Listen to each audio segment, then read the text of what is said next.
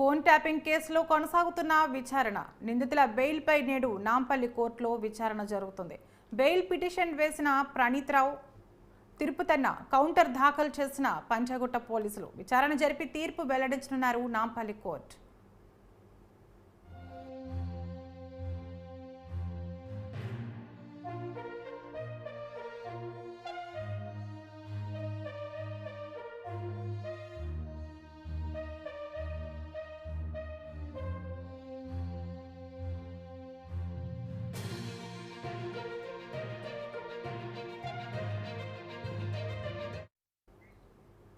ఇక ఇదే అంశంపై మరింత సమాచారం మా ప్రతినిధి కృష్ణ అందిస్తారు. కృష్ణ, చెప్పండి.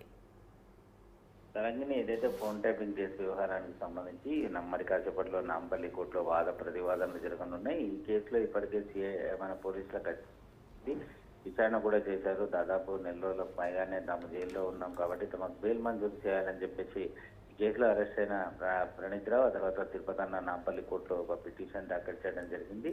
ఈ కేసు వ్యవహారానికి సంబంధించి సిట్ అధికారులు చేసిన దర్యాప్తులో కీలకమైన విషయాలన్నీ కూడా తాము వారు అడిగిన ప్రతి ప్రశ్నకు కూడా సమాధానం ఇవ్వడం జరిగింది. తాము ఇచ్చిన ఆధారాల మేరకే వారంతా కూడా దర్యాప్తు సాగించడమే కాకుండా కేసుకు సంబంధించిన పక్క ఆధారాలు కూడా వారు సేకరించగలిగారు.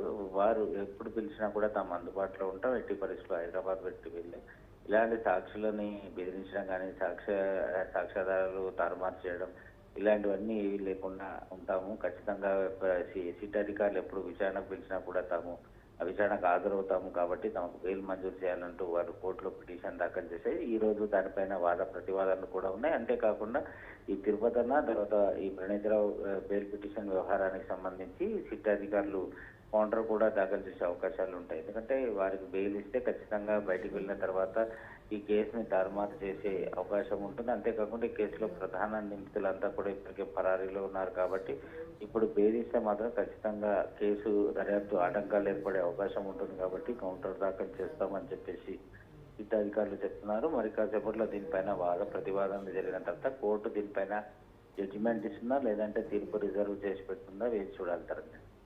Okay, right. Thank you, Krishna.